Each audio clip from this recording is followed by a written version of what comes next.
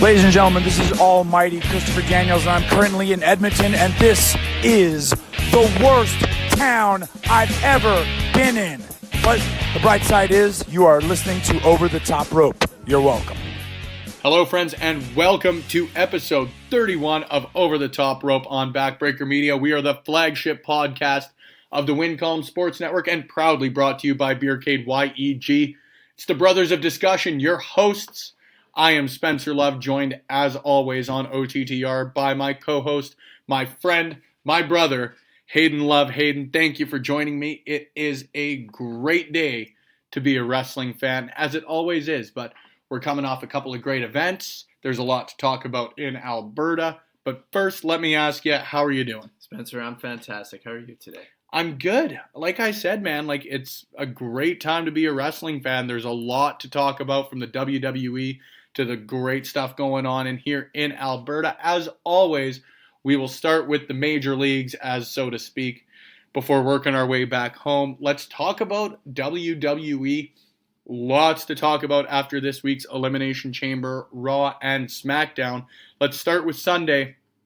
Elimination Chamber was, I think, a better pay-per-view now that I'm thinking about it than I think it was while I was watching it. But it was solid. And that's the best way to describe it. Nothing that was mind-blowing, but just a solid pay-per-view through and through. You know, I would even disagree with you there on nothing mind-blowing. We'll get to that in a second, but I do want to give a quick shout-out to Kofi Kingston in and of himself. What a hell of a performance. He's going to be the main event segment of our Elimination Chamber portion, but first I want to talk about not the first, as they claim they are, but the first women's tag team champions, I guess, of the modern era, Sasha Banks and Bayley. The Boss and Hug Connection, the right champions, your inaugural women's champions in the tag team division. Hayden, overall thoughts? Well, and I know I had a different pick on the OTTR live pre-show at Beercade YEG. I went 7-0 in my predictions. Yeah, truly impressive. Just want to throw that one out there. It really is. But you are right. They are the right champions, especially as far as being inaugural champions goes. They've been campaigning for them for years, and they're just the right people to slot in there. I mean, they're the strongest tag team out of any other women's tag team or tandem that was in the match. They're the longest aligned. Cool fact as well. So with Bayley and Sasha becoming the inaugural women's tag team champions, we've got Charlotte Flair was your first Raw women's champion. Becky Lynch was your inaugural SmackDown women's champion. And Bayley and Sasha, the inaugural women's tag team champions. I'm just going to keep saying that, guys, just so I don't have to qualify it every time. Yes, we're not forgetting about the old era. This is like being qualified. I just know that Mike the Ref, among others, is going to just jump down my throat for not mentioning every time that they're not the first ever. But they are the first of the modern era, so that's what we're going with. Like you said, Hayden, they're the right pick, and that's not to downplay. You know, let's start off with the first team that was in there, Sonya Deville and Mandy Rose. I think those two are candidates for most improved over the last few months. They had a hell of a showing. 100%. I love the way they booked the match. I love the fact that the two first teams in there were the two last teams in there. Yeah, overall, I knew Sasha and Bayley were in there from the get-go, but I didn't notice that. Right? Yeah. I liked how they used Nia and Tamina, even though I'm not a fan of them as a tandem. It was just a well-done match. I really loved Sasha and Bayley. Well. Right? And it was so great to see just how genuinely emotional Sasha and Bayley got about it. They were stoked. And they're fans at the end of the day. I think that's one of the coolest things to me about the both of them as wrestlers is they don't try and play off the fact that they're too cool to be fans of wrestling. I think everybody got into wrestling because they're a fan. Right? Especially and I know that's with this generation. 100%, and I love the fact that they don't hide that. I love the fact that they were genuinely touched by winning. The right women won. I gotta agree. Not much more you can say. Absolutely. So, also want to give a quick shout out. Buddy Murphy defeating Akira Tozawa on the pre-show. Right call. I love Akira Tozawa. Buddy Murphy is the MVP of that division so far. The Usos becoming your new tag team champions over The Miz and Shane McMahon. And now the countdown is on until either The Miz or Shane turn heel. Let us know who you think is going to turn heel. I still think we're on the road for a Miz and Shane WrestleMania match, which... Well, who's your call, Spencer? Who do you think's Shane. turning on who? Shane's turning on the Miz. Do you think they're still going through with that? Even though Shane's part of the whole McMahon family angle at this point? Yeah, Vince is a heel on TV by this point again, and he was on TV singing he just suits the environment. Like, he changes based on where they are. He's the guy who gets cheered the most out of them. Yeah, but that doesn't make him a heel. Oh yeah, it does. No. he still plays a heel character. Don't tell me he's not a heel bringing out Charlotte Flair and suspending Becky Lynch. He's doing his duty as I'm just doing my job. As the chairman of the board. Says Mr. McMahon. But I think it's going to be The Miz. Like, he's not a guy that you keep as a face for a long time. I think they learned their lesson. No, but I think that they'll use him to execute the Shane turn and then turn The Miz eventually. Sooner rather than later, hopefully, but eventually. Hey, only time will tell.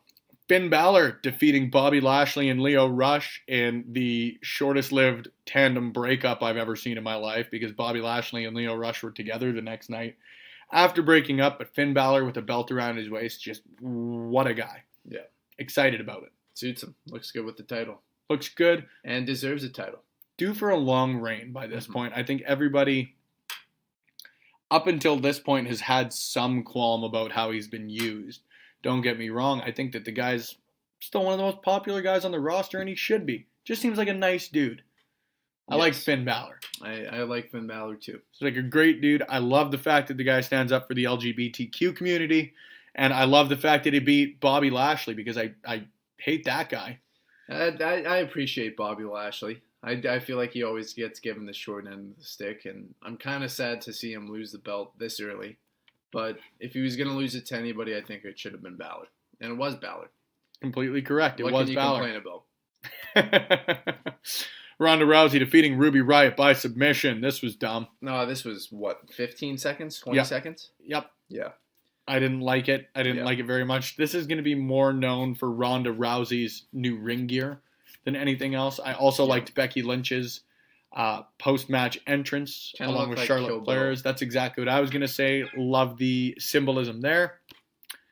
If anything, we got a Baron Corbin, Braun Strowman dream match.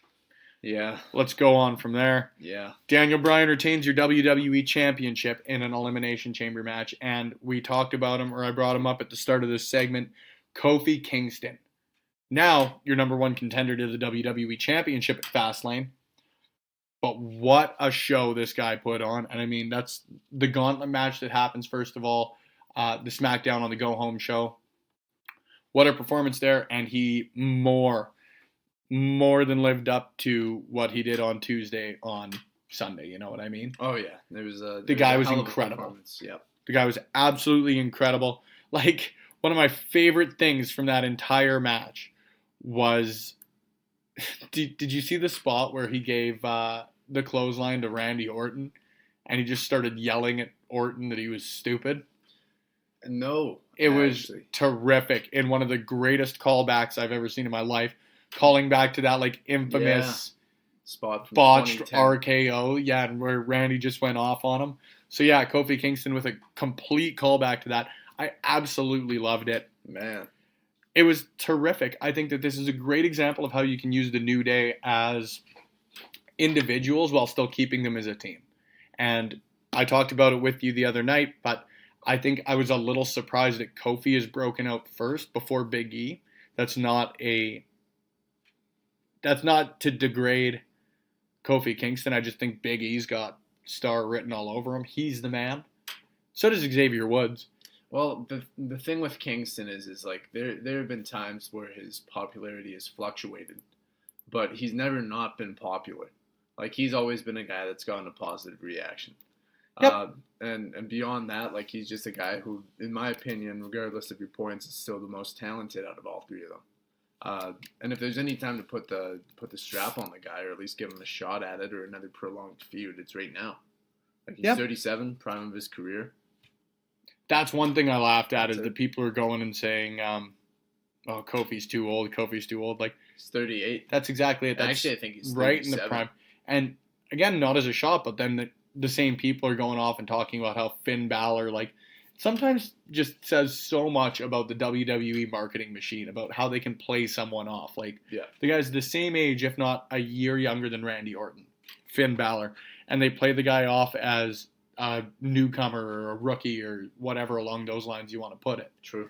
Right? Whereas Orton, just because he's been in WWE for years, he's a veteran. Not that he's not, but... What, he's got 9 WrestleManias, 10 WrestleManias under his belt? It's incredible. Yeah. It's wild. I may not like Randy Orton very much as a wrestler, but damn it, do I respect him. No other way to put it there. Ron Burgundy. I hate you, Ron Burgundy. I hate you with every inch of my soul. Let's move on. It was a very, very good Elimination Chamber. I would rate it a solid 3.5 bags of popcorn. So, moving on from there, Raw. From a good show to an even better one, in my opinion. I think that it was a more up and down show than Elimination Chamber. Higher highs, lower lows? Absolutely. I think, fair. Obviously, the big story coming out of this week in WWE is the 4 call-ups of 4 major NXT superstars. Tommaso Ciampa, Johnny Gargano, Aleister Black, and Ricochet have all made their official both Monday Night Raw and SmackDown debuts. That's insane. I have no other way to put it, man. All at the same time. All out of nowhere. Like all main event talent. And all a little disappointing, I think, to be honest with you. Yeah. Yeah. It's always odd to me how often WWE chooses to spoil an entrance or anything like that by this point. I think use sparingly vignettes or announcements or that sort of stuff of call-ups is great, but they're not using them sparingly. Well, and lately. Especially on a night like that. I mean, it's a different story when you have 6 call-ups with EC3, Heavy Machinery, Lacey Evans, Lars Sullivan, and who was number 6? Well, Heavy Machinery counted as 2. Yeah. And, you needed to introduce them. But, and I guess the crowd justified having to introduce them. It's not like they all would have known who. Oh, God, but that crowd was horrible on Monday night. One of the worst crowds I've seen. Way better crowd for SmackDown. 100%, but how do you go there on the road to WrestleMania, wherever they happen to be? Louisiana? I think it was Lafayette. Was it? Yeah. Yeah. Boo, Lafayette. You've earned a star of shame on Over the Top Rope, which, there's lots of things we've shamed here, but I think we've officially given you, a star of shame. That was horrible. Get the hell out of here. Get out of here, Lafayette, Louisiana. But if that so happens to be where it was, it just none of their debuts would have been diminished by the fact that everybody else debuted that night, just because they're all such huge stars in their own right. Yeah. It shocks me that Johnny Gargano and Tommaso Ciampa got the reactions they did. Ricochet, Ricochet, I understand because he's still. Not understand, but he is a newer guy. He is a guy who's built on his in-ring stuff, and he hasn't had a ton of matches with NXT yet. True. And Aleister Black is, I mean this in the most complimentary way possible, but you can understand why he would be a hit-or-miss guy on the main roster. I think he's a guaranteed hit in most places, but with a crowd like that, I also understand why Aleister Black was, he was a bit quiet. However, no, I see what DIY. And DIY against the Revival in their first match on the main roster. What an awesome way to debut them if you're in a town that is behind them. If you were to do that in New Orleans, they were in next night on SmackDown, or a town where they sort of understand the history, it would have made a lot more sense to me because that match was great. The two obviously have history. If you were to get them together or to get them to debut even individually in towns where they really had a deep understanding of what was going on, it would be awesome. And you even saw that the next night, like you mentioned, they faced off with The Bar. Which was awesome outside of the fact that I think everybody was absolutely horrified that Tommaso Ciampa had ruined his everything in his other leg. That was horrifying to watch live. Man, I'm still scared watching it back. That was a horrible looking bump. Sheamus is a big boy. He's 285. And he's got stenosis. True. All of that looked bad. It's seeing stuff like that makes me think that I will never be a professional wrestler in my life. But either way, I think, to be honest with you, that's a pretty good place to transition over to SmackDown because I don't think that there was a ton on Raw that was really, I guess, outside of the NXT Call-ups, anything noteworthy. It wasn't a bang-up episode. I did enjoy the Ronda Rousey-Ruby Riott match. Yeah, but you are correct. Beyond that, it was, as we've said like 3 times at this point, a show of high highs and low lows, and it's not really worth mentioning the lows. I think, yeah, and SmackDown to me was a little of the same. I just thought it was more consistent with the highs. Have to agree. I want to start with a big low, because this is one that's got a lot of rumors around it, because Mandy Rose pinning Asuka isn't exactly something you could have ever thought would have happened at any point ever in the history of wrestling. And that's not a shot at Mandy Rose, but, like, let's be serious here. I never saw it coming. Never saw it coming whatsoever. No, not with where they've been, respectively, on the rosters during their tenures in WWE. Because when you think about it, I think both of them came into NXT at about the same time. You'd know better than I do. Yeah. And that's just off the top of my dome. But I remember seeing them hanging around at the same times. They've been on SmackDown for about the same amount of time. And yeah, like, you're right. Asuka's always been considered a main event talent. Mandy Rose has always been considered, just a little bit above an enhancement talent. Everybody's always talked about her as something a bit bigger. People tossed around the idea that she was getting the old Emmalina gimmick that was supposed to go to Emma.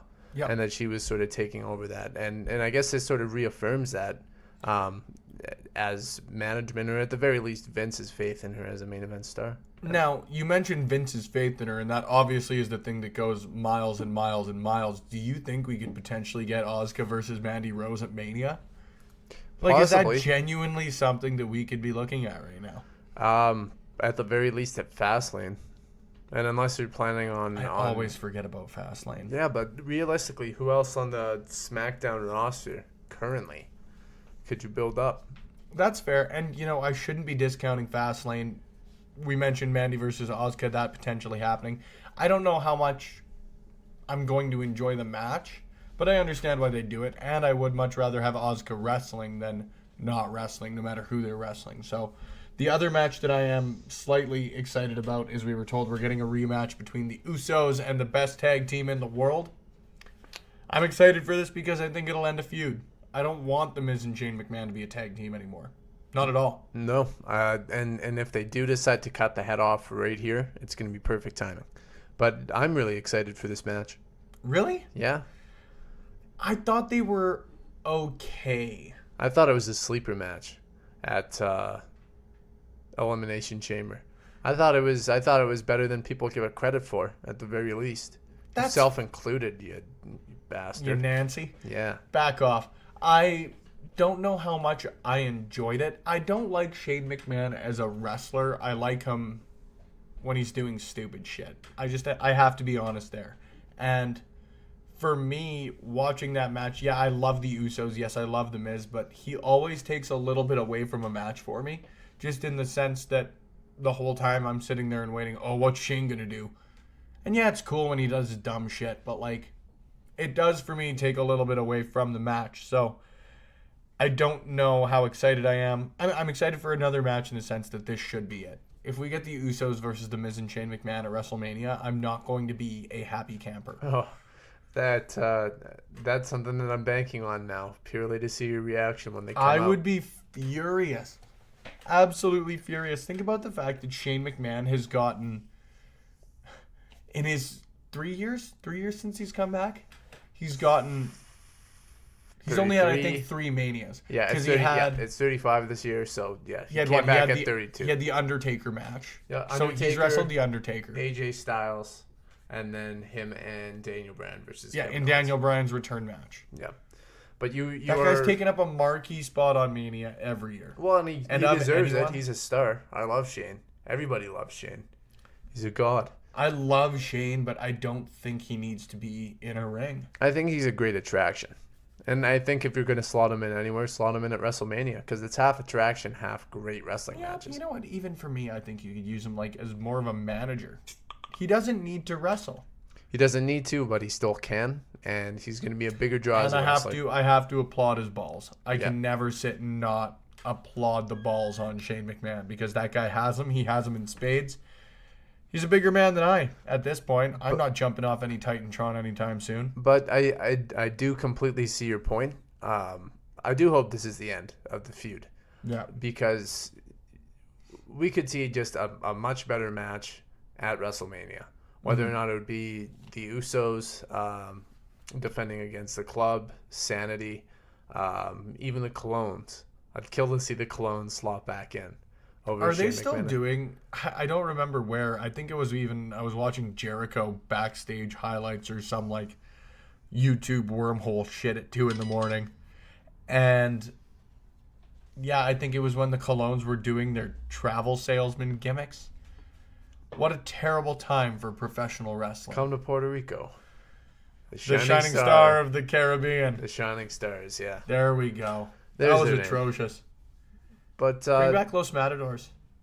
No, I like them. I like them as Shining Stars. As not on TV. But yeah, nobody's been taken to Puerto Rico yet. They're essentially Sir Not appearing in this film. They are exactly that. Perfect comparison. Oh, the Colones. All right, Hayden, before we close out this segment here on sort of the Elimination Chamber, Raw, WWE wrap up here, a couple things I do want to touch on very, very quickly, but the one major thing that I do want to ask you, who of the 4 debuting talents do you feel had the best debut? DIY. Absolutely. Perfect. I completely agree with you. Mm-hmm. I think Aleister Black was good. I think it's just Michael Cole that's tainted me lately, but calling him like moody, I think moody is the word that stands out to me, is like very frustrating given how Aleister Black has been handled so well in NXT. True. Because even more than a guy like Johnny Gargano or Tommaso Ciampa, who are great characters, don't get me wrong, they don't have... I think when you've got a gimmick to the level of an Aleister Black or a Bray Wyatt, or where you are a wrestler with a gimmick, more than a guy like Ciampa or Gargano, I think that you do have to be handled a little more carefully, because immediately, like, if you didn't know a lick about wrestling, if you were to see Aleister Black, like, you may laugh. You know what I mean? Like, I don't mean that. I don't mean that in a rude way. But if someone was to say like, this is a professional wrestler nowadays, the same thing goes for the Undertaker, and you can always fall back on the guy. But so much of what made him work is the fact that they didn't talk about him as, you know, a moody psychopath, basement dweller until he was the American Badass. Yeah, fair.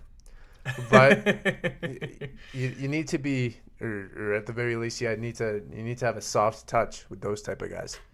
Completely correct. Like, you can't just bring them up and call them, you know, moody. Any love for Ricochet? Yeah, it was enjoyable, but I don't think he had the best debut. Like, him and Balor was great. It was a good match, but you know, DIY pinned the Revival and they pinned the Bar. The Raw Tag Team Champions and former SmackDown Tag Team Champions. I'd have to agree with you there, man, and that may just be the bias of the fact that I love them. Now, the reason I got to that before I got to this part is I always like to have a main event segment, and if there's anybody right now who is deserving of a main event segment, it is Kofi Kingston. Unfortunately, the man, Becky Lynch, not appearing on this week's episode. The literal Sir not appearing in this film. Charlotte Flair also not making an appearance. They seem like they're doing the sort of dual brand, non-split thing. Oh, like NXT's like Asuka did last year. Yeah, that's fair. Yeah. But Kofi Kingston earns this week's main event segment. Hayden, I just want to get your thoughts. You're a longtime fan of Kofi Kingston. Yeah, not the biggest fan. I've always enjoyed him. Yeah. But I think we even said earlier in the podcast, this is a guy that's always been popular. He's never come out to people that didn't react to him, and for good reason. Like, he's fantastic. Like, he's a hell of a wrestler. And at this point, he's ready to slot back into the main event. And past that little stint in 2011 that was abruptly cut off because of, you know, supposed mistakes and shit like that. It's nice to see him get back to how popular he was back then. It really is. I really enjoy the guy. It's nice to see, even for myself, for a while, he was just the guy who made the crazy escapes from the Royal Rumble. You know, and it's great to see that a guy this talented is not even getting a bit of a singles push because he is still very aligned with the New Day, and I still think that's one of the coolest things about this. But the guy has more than proven he can get it done alone in the ring.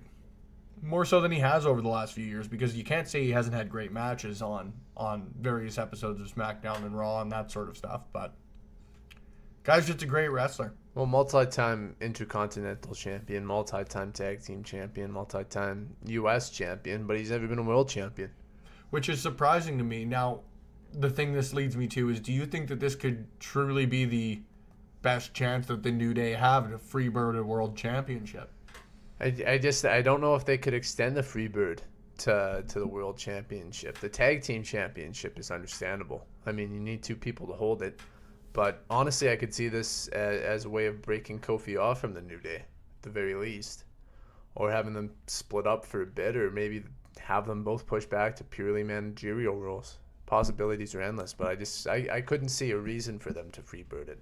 I also couldn't see a reason for them to break up. I don't think at this point it would do any service to any of them, especially with how they've treated it during Kofi's run. You know, I love the way that they've sort of allowed him to do his individual thing while still being a part of the New Day. You know, it's like when, obviously none of them have championships right now, but it's like Evolution having members go on and challenge for world championships, or was it the Intercontinental? I don't want to say it was the Intercontinental, but that Orton held. Yep, it was. It was, there we go. It was. Sorry. And Triple H was World Heavyweight There we Champion go, and it was while Flair Flair and Batista. That's where I was confused. Mm-hmm. So I love the fact that they do sort of keep individuals within factions. I think it's going to work out absolutely fantastically for these guys. I still don't think that Kofi's got a chance at Fastlane. No. You walk into Mania with your most popular guy, and as a heel, yes, he's still your most popular guy. You walk into Mania with Daniel Bryan as champion. Yeah, I'll take Bryan over Kofi any day. 100%. That's nothing against Kofi. That's all the credit in the world to the new and the old Daniel Bryan. We loved him too. Yeah, So we did. when we come back on this week's edition of Over the Top Rope, Hayden and I are going to get into the latest and greatest from the province of Alberta and the great wrestling that occurs here. Lots to talk about with a couple of shows coming up this weekend. Another Alberta Indie Dream Match, a huge show coming up from PWA, and more when we return on this week's edition of Over the Top Rope on Backbreaker Media, part of the Wincombe Sports Network.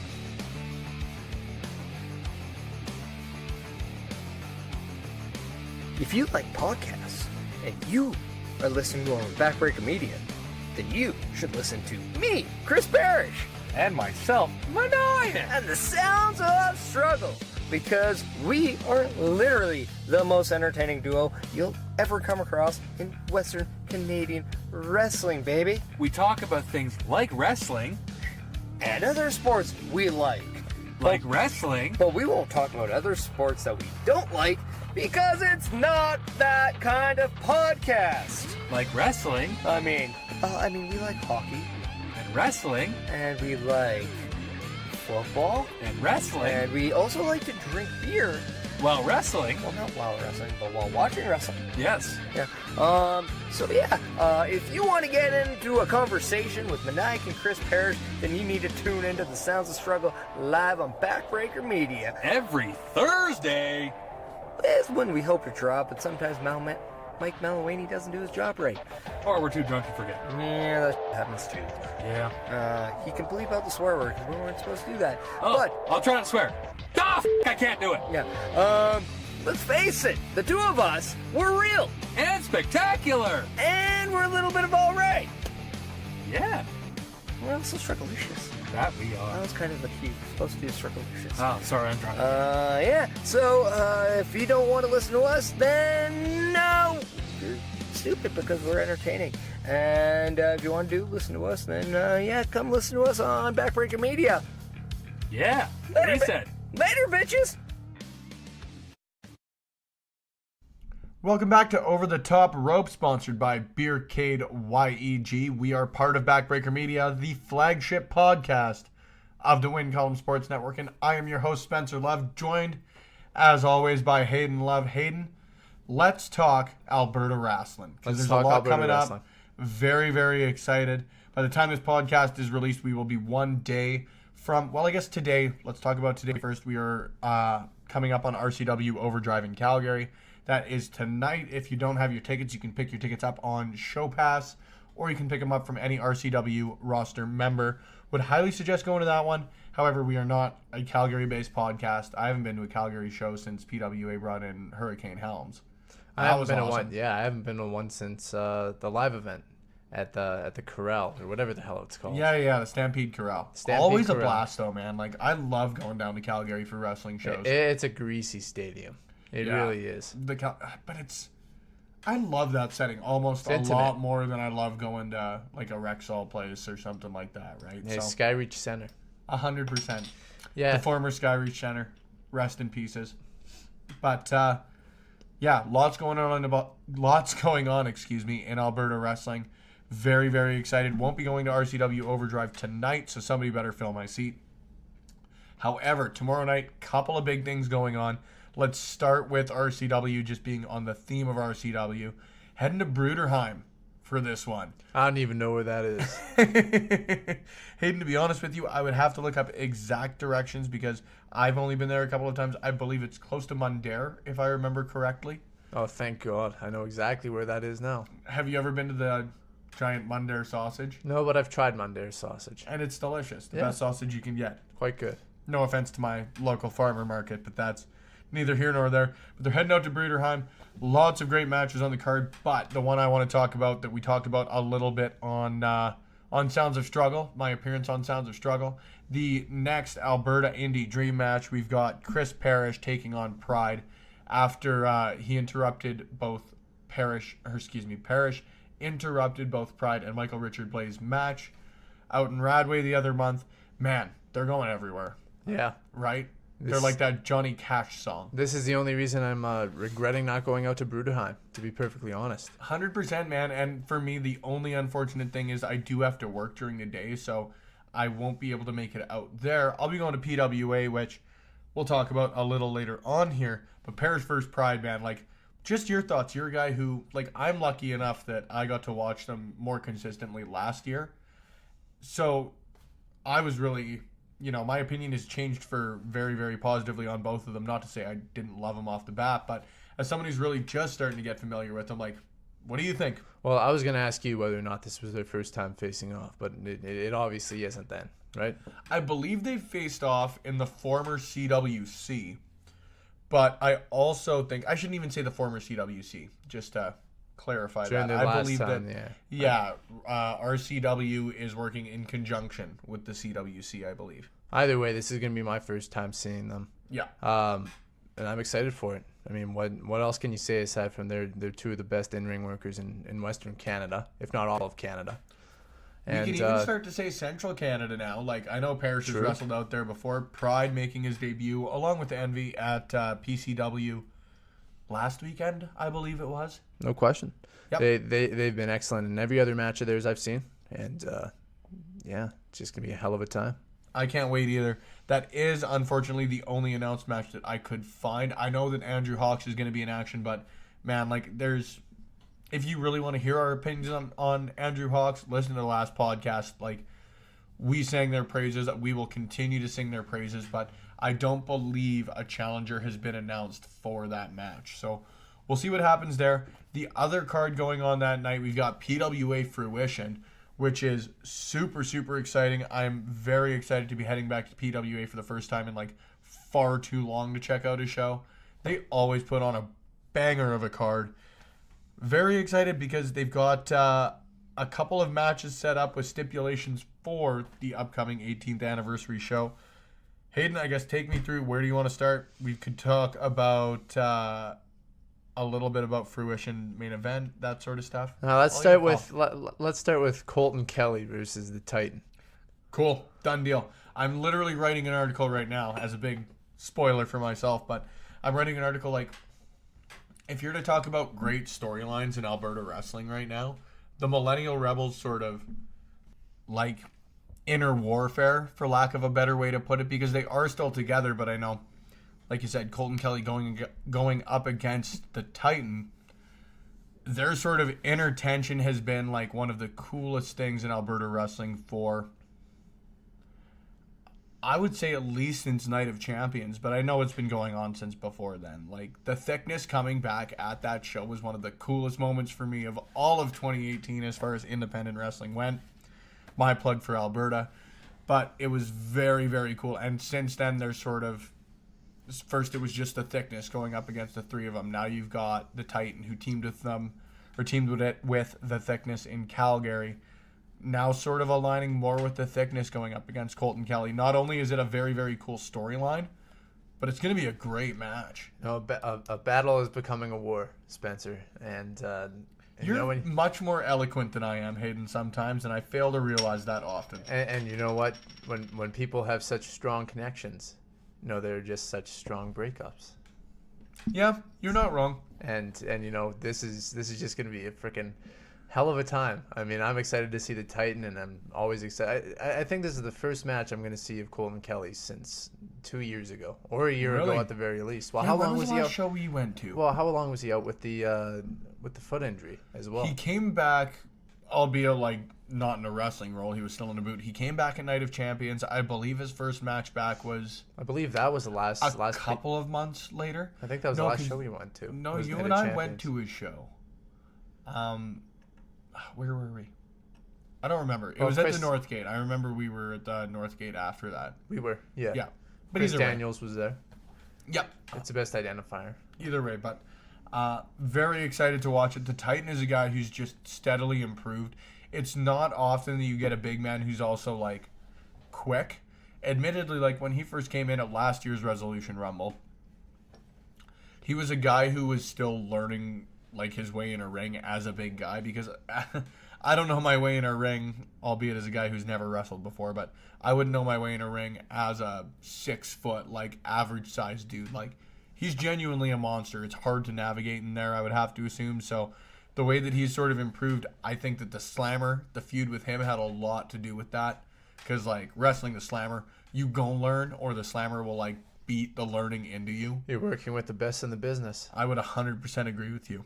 And I think that now that he's now been involved in a long-term feud in a different way with, like, some real emotional stakes behind it. Like, not that the feud with Slammer wasn't, but this is a best friends breakup.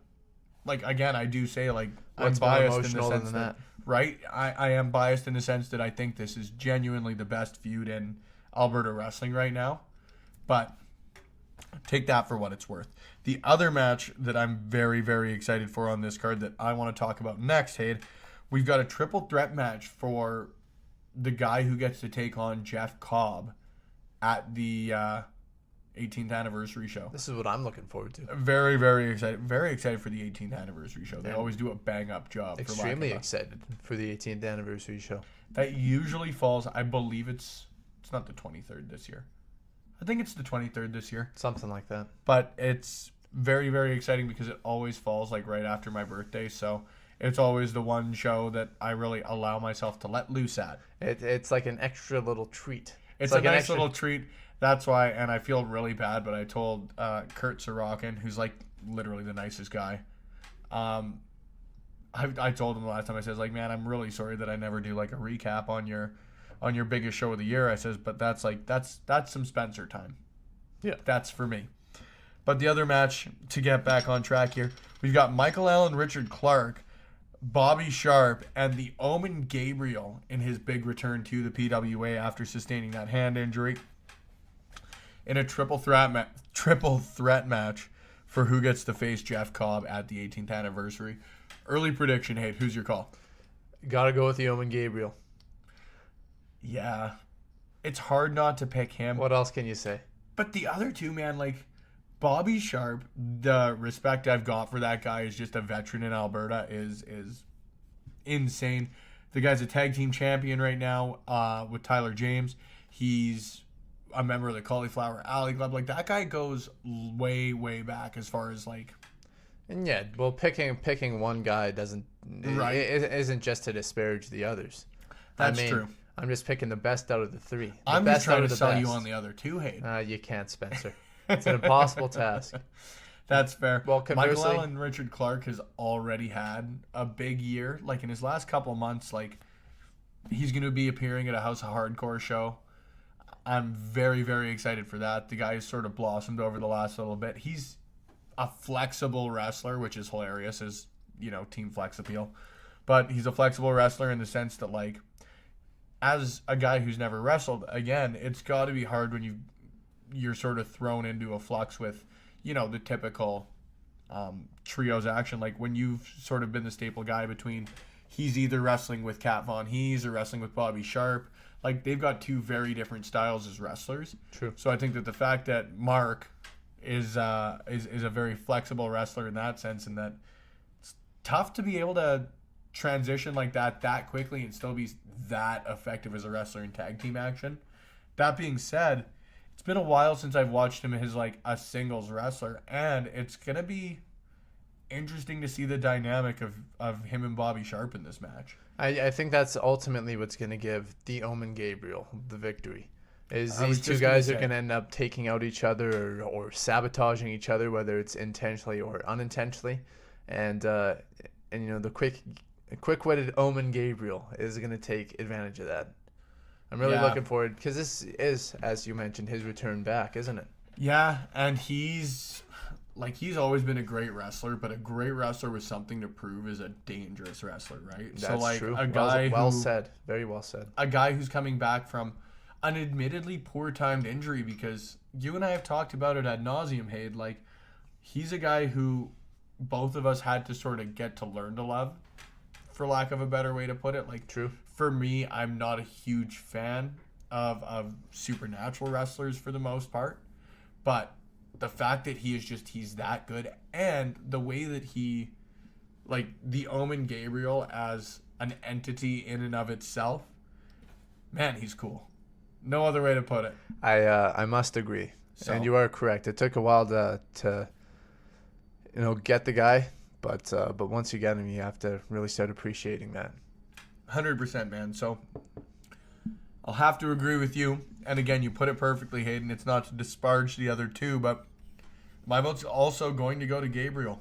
Hell of a wrestler, and I believe in a big comeback. I love myself a big comeback victory. It's like Rudy or the Water Boy. Yeah, remember when Bobby Boucher showed up at halftime and the Mud Dogs won the Super Bowl? Yeah. It's a great time. Couple other matches to talk about. I know that just because you're not as experienced with these guys, maybe they will be a little bit quicker conversations. We've got the League versus Mo Jabari and Maxton Flexwell, which I'm very excited for, but I know you mentioned you've never watched Maxton Flexwell wrestle. Same thing as it's just been a while since I've been to a show. Yep. That just makes this show more exciting. Well, and he's also a guy that I'm not as familiar with, admittedly, but like what was the show I watched him on? I think it was even the Calgary show we went down to, if I remember correctly. But again, not 100% positive there. He's athletic. The guy is jacked, absolutely jacked. So like a combination of speed and skill and athleticism. I mean, that sounds incredibly generic, and I almost hate myself for putting it that generically. But like both him and Mo Jabari, and I mean this as complimentary as possible, they're gonna match up so well together because they've got such a similar style. And I know you've watched Mo Jabari wrestle. And Mo I know Jabari's you've heard a beast. Exactly. And I know you've heard me sing his praises. So very similar wrestlers in the most positive ways. I must agree. Right? And I'm always excited to see the League. Yeah, that's true. I really like Braden Parsons. Davey O'Doyle is just, we've talked about him a lot before, but he is a perfect example of a powerhouse. Two guys that are rarely spoke of. But right? Yeah, two guys that always put on a hell of a time. Davey O'Doyle, the best way to put him. Performance. I know I was going to talk about Parsons, but let's talk about O'Doyle first because number one, O'Doyle rules. You always got to say that. This is true. Right? Number two, he is the exact sort of person I would be most scared of in a bar fight. You know what I mean? Mm-hmm. Barrel chested, terrifying. Looks like the sort of dude who would he'd know going into the conversation that he was going to get in a fight with you. He'd attempt to talk you down just to take all of the legal, what's the word I'm looking for here? All of the legal obligations or all of the legal rights off of him. Yeah. So the other guy would poke him in the chest, and then he'd just beat the ever-loving hell out of him. Proximate cause. Right? Yeah. There you go. Thank you. You're much better at the legalities than I am on this, Hayden. I've been in court a whole lot more than you have, Spencer. Excellently put. And Braden Parsons, I really like the guy. He's another guy that since he debuted, when was the first time I watched him? 8 months ago or so? I was going to say less than a year. 100%. But he's another huge asset. I've really enjoyed them over the last little bit. And, man, there's no other way to put it. Like, you and I say it often on here. When at a loss for words, just watch the match. Because there's not often you and I are lost for words about wrestling. This is just poised to be a great match. So if you are in Edmonton this Saturday night, I would highly recommend checking out PWA Fruition at the Northgate Lions Center. It's going to be terrific. I'll be there. I think Hayden's going to be there if work allows him. I'm not going to speak for him on that one. It's my busiest night. I love my 18th. Come say hi.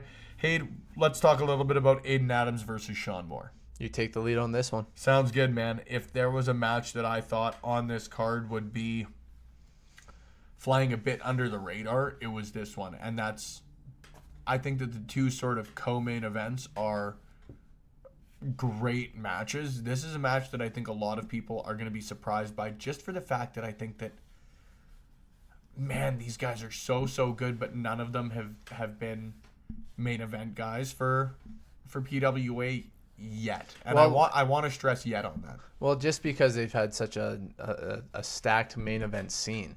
100%. But like, once again, that doesn't take away from Sean Moore in particular. I mean, how long has he been Commonwealth champion for?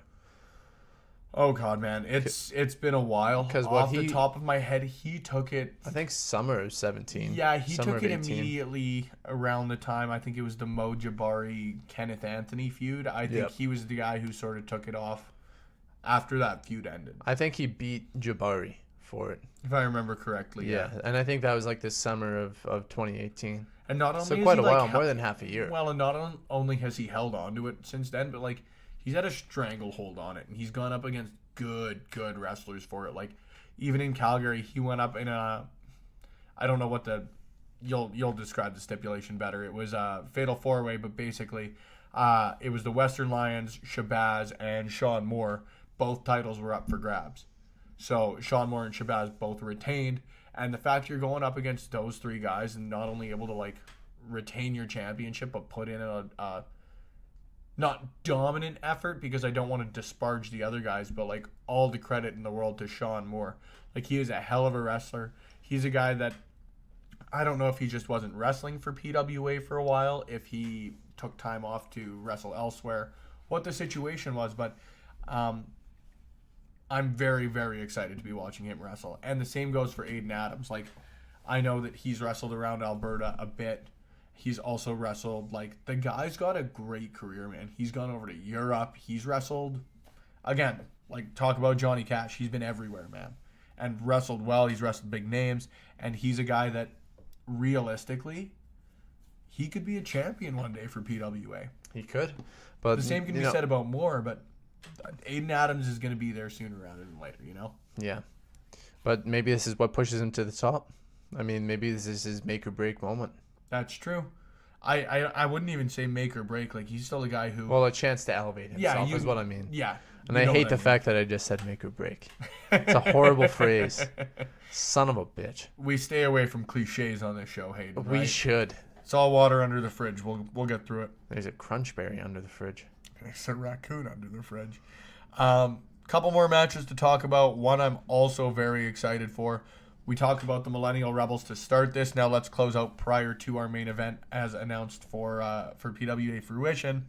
We've got Kenneth Anthony versus The Thickness in a tables match for the Mayhem Championship. I think this is the first Kenneth Anthony match that I'm going to be seeing, to be honest. Really? Yeah.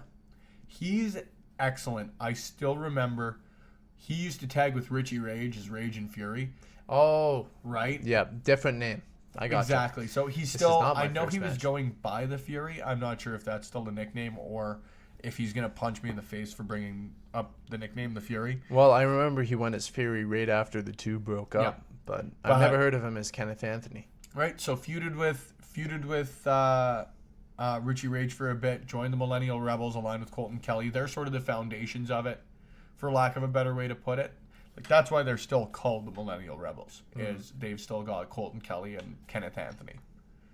And Dr. Kyoto, who I cannot speak highly enough of. What a trio. Right? So very, very excited for this match. I do think you've obviously got to think that the thickness has a bit of an advantage in a tables match, purely on the fact that, like, he's got the power advantage over Kenneth Anthony. There's no other way to put it, but Kenneth Anthony is a very, very smart wrestler. He's grown up in PWA. He obviously knows the ways of the PWA and the ways of wrestling. I know that was so stupidly put, but I'm going to stand by that. Yeah. He's a grizzled young vet. Yeah, 100%. So very excited for this match, and anytime you've got a guy like Dr. Kyoto involved, the King of Glam style, he's an X factor. I must agree. Last match, Hayden, before we go to commercial here on Over the Top Rope, let's talk about the main event. And it feels like every time we talk about the main event, we're talking about the Western Lions, we're talking about Sheik Shabazz. However, this time, we finally get to talk about the main event, including the PWA original Marquis in PWA. This is his first sort of return match in Edmonton outside of the Resolution Rumble. Yeah, his first actual match. 100%. And I loved the guy, man. I still remember, I forget which Rumble it was where he entered as one of the Nightmares. But he entered as one of the Nightmares and he won it, and he got the right to challenge. Shoot, who was the champion at the time? I almost even want to say it was MRB at the time as well. It's MRB or is BVD? Yeah, Either one of the two. I think it was BVD, to be honest. I think.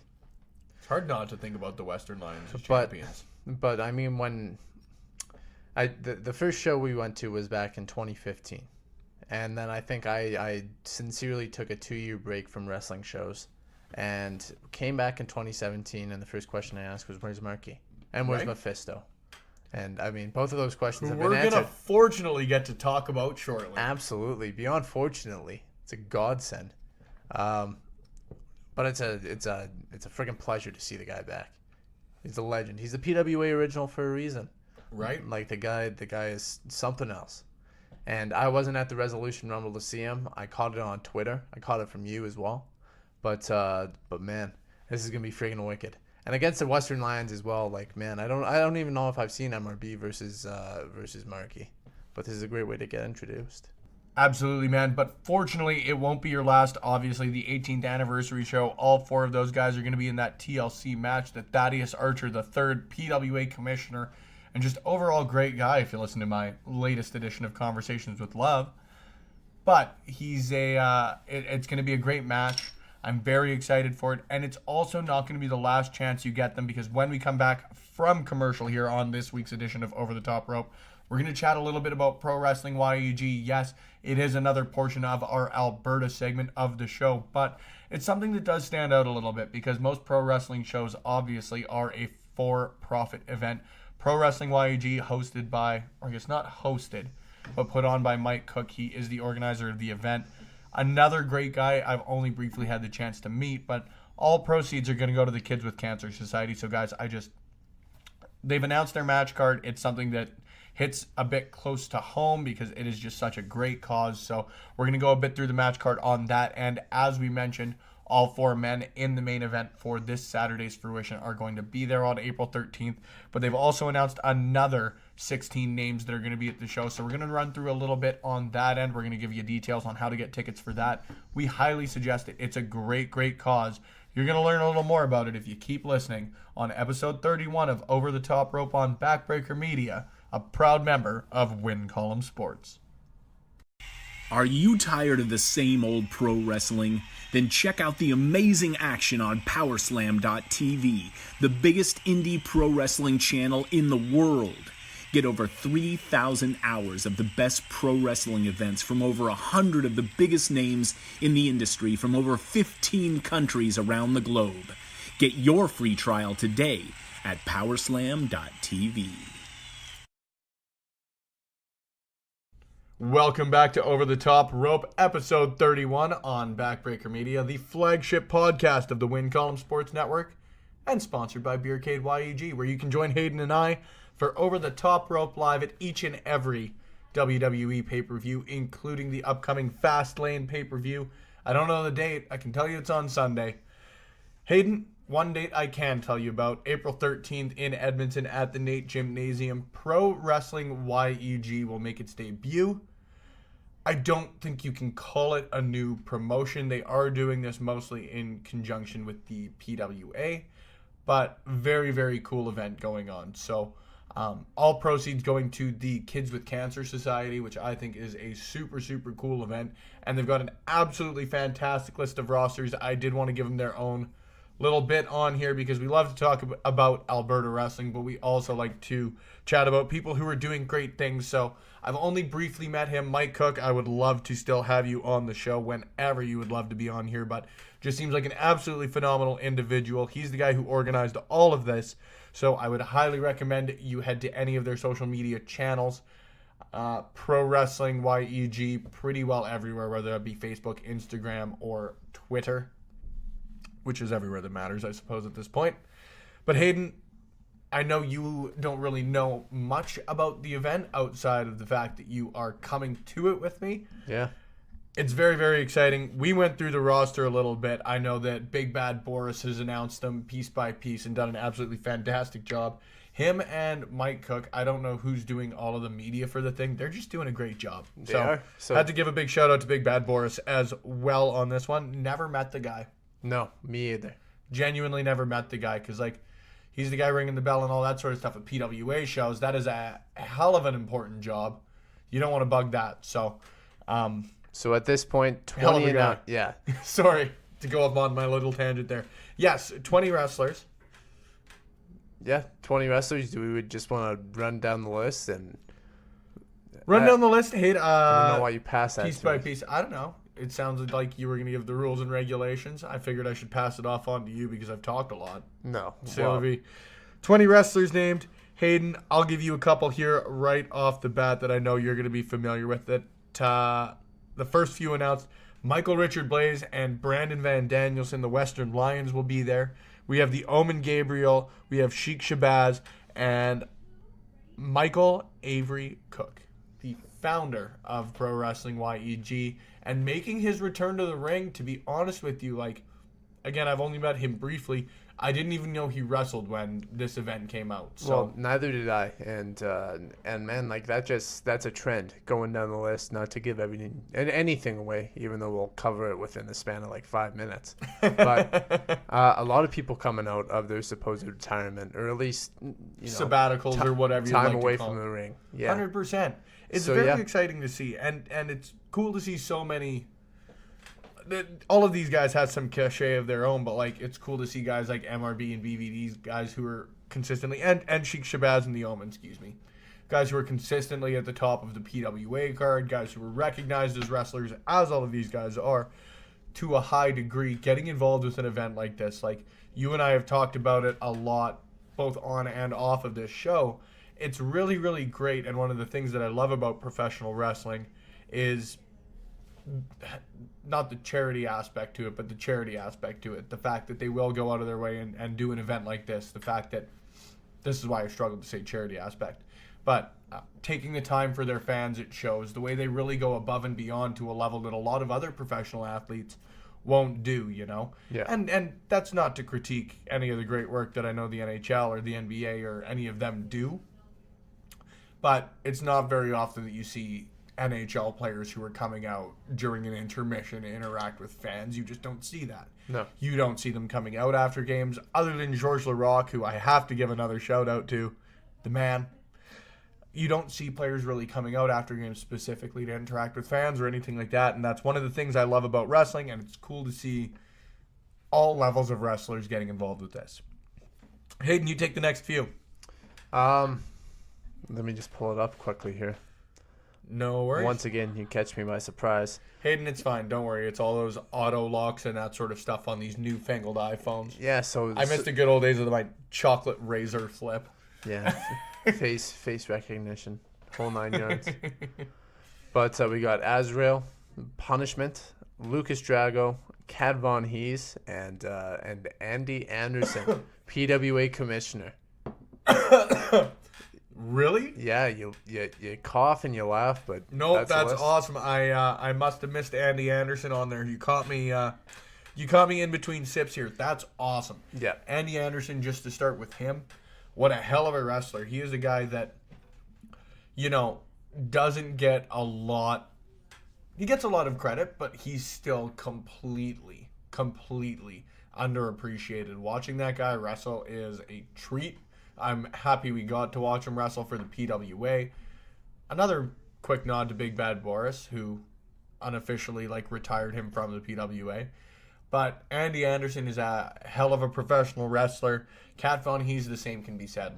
There's a reason that she's a staple in the PWA. There's a reason that she's not only the top woman in that promotion, has been for a while, but there's also a reason that she's wrestling a lot of tough dudes, which you can't say that a lot of women in Alberta are. I don't want to sound like I'm putting them under. I know that there's a lot of female wrestlers out there in Alberta doing intergender matches with a lot of big dudes out there, but Kat Von Hees is she's a force to be reckoned with. You are correct, and yeah, once again, not to disparage any of the woman, but it's just a credit to Kat Von Hees. 100%. And honestly, past Andy Anderson and past Big Cat, I don't know the three guys. I'm not familiar with much of their work. I'm only slightly familiar with them. I know that Azrael and Lucas Drago, I don't know if they're retired. I don't know if they've just moved on along those lines from wrestling, but they are making returns to the ring as advertised. Punishment, I believe, is in the same boat. I don't have the video pulled up or anything like that in front of me, but I believe is in the same situation. So very, very excited to watch those three for the first time live on my end, because that's one of the things I do love, to be honest with you, about going to wrestling shows is no matter how familiar you are with an independent promotion or show or anything along those lines in Alberta, you're going to see someone new, and chances are they're going to be real, real good. That's exactly it. You just don't want to keep going to the same show over and over. And 100%. that's what makes this show in particular so intriguing. Yeah. We're going to get on to the next 5 names right here, but it's legitimately a perfect blend 100%. of people that everybody's familiar with at this point in Alberta wrestling, and guys from the past who at least by reputation are freaking legendary. 100%, Hayden. Some guys that you'll recognize on this list, which makes it nice for you in our next 5 here. Kid Chocolate Mojibari, I know a personal favorite of both yours and mine. Michael Allen, Richard Clark, the guy with the longest name in professional wrestling, and a decorated wrestler appearing on, to be honest with you, not sure if it has happened yet, but he did win a tournament to be on a House of Hardcore show. Hell of a wrestler. Sean Moore, same thing. You can say he's a hell of a wrestler. I feel like I'm going to say that about all of these guys on the list.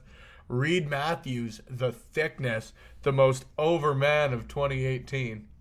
Coining that phrase right here, right now. And Hayden, where I'm sure you're going to want to start and wax poetic, the man himself, one of your genuine personal favorites, Mephisto. Mephisto. Where do you begin? Such an odd case. A real impact player in PWA. First 3 For years. Yeah, first 3 shows that I went to, he was in the main event, and he was just a hell of a wrestler. And I took a break from, I think it was 3 shows, and he disappeared into thin air. Nobody knew where the hell he went. He didn't show up in any other promotions, at least to my knowledge at the time. Mm-hmm. And I guess this is where all of our questions will be answered. Very excited for Mephisto. Very excited for everybody. Very obviously. excited for the thickness, as you said. Genuinely, probably the guy who got the most over in 2018. I Certainly, still yeah. remember him coming back. I loved it.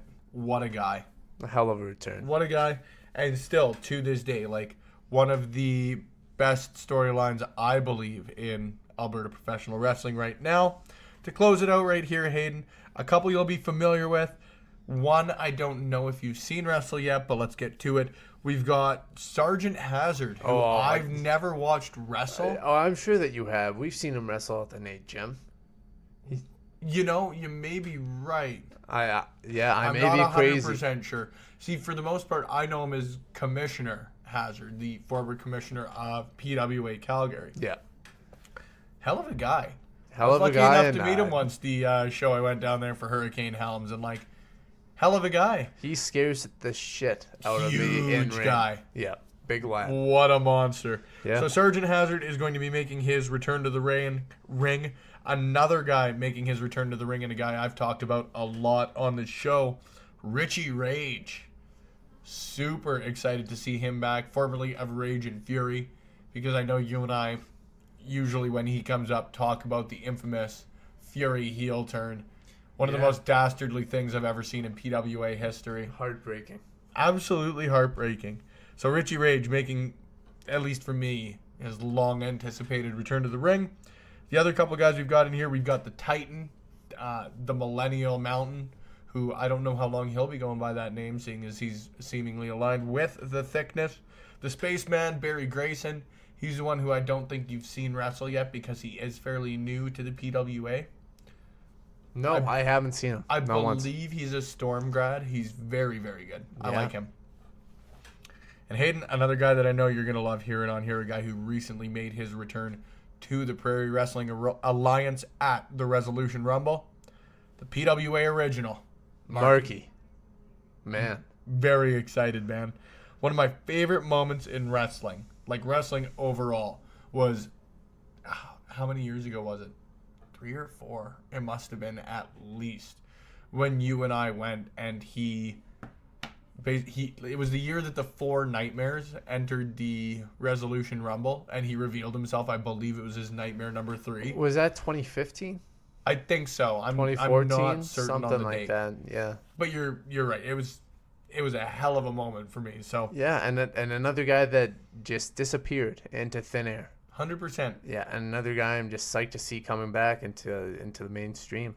You and I both. So I'm really, really excited for the event. I know more wrestlers are going to be announced, and we will, as much as I love to say we're latest breaking on this sort of stuff, ProWrestling YEG does a great job on their social media and that sort of stuff. So I would stay tuned to all of their social media channels. As mentioned, if you look up ProWrestling YEG pretty well anywhere, you're going to find them. Mike Hook has done an excellent job. There is a standing invite to appear on the show, my friend. We would love to have you on, but unfortunately, we can't have you on now because, Hayden, it is time to close episode 31 of Over the Top Rope. It's an unfortunate time in the show for me. I'm in shambles. I know, because the unfortunate thing is, like, you and I never talk about wrestling outside of this podcast. No, not at all. And like that Rolling Stones song of yours that you love, I'm shattered. Oh, terrible. Absolutely terrible. All of that was bad. Shattered's an atrocious song. Ladies and gentlemen, thank you for listening to this week's edition of Over the Top Rope on Backbreaker Media, a proud member and the flagship podcast in Over the Top Rope's case of the Win Column Sports Network, the WCSN, and proudly sponsored by Beercade YEG, where you can find Hayden and I at the home of Edmonton Wrestling for each and every WWE pay-per-view. Hayden, thank you for joining us. Tell the fan where you can listen to us. Well, you can listen to us on a number of streaming services, such as Podbean, SoundCloud, iTunes, the Google Play. Yeah, Backbreaker Media, and can we still listen to this through the website? What's our website? 100%. WinColumnSports.ca, where you can find all of our previews, reviews, and breaking news, not only from the world of wrestling, but especially from the province of Alberta, where the greatest wrestling in the world exists. Hayden, thanks for joining me. Always appreciated. Don't forget, give Hayden a follow on the Twitter machine at HLoveMillionaire with no E. Great life advice, as well as a great Twitter handle. I have been your host, Spencer Love. Where can we find you on Twitter, Spencer? At SpennyLove_WCS for Win Column Sports. Man, we're really good at getting all these cheap plugs in, aren't we? Yeah, I think so. I don't know what you're talking about. We're nailing it. Thank you for listening to Over the Top Rope 31. Stay tuned next Friday for Over the Top Rope 32, the flagship podcast of the Win Column Sports Network.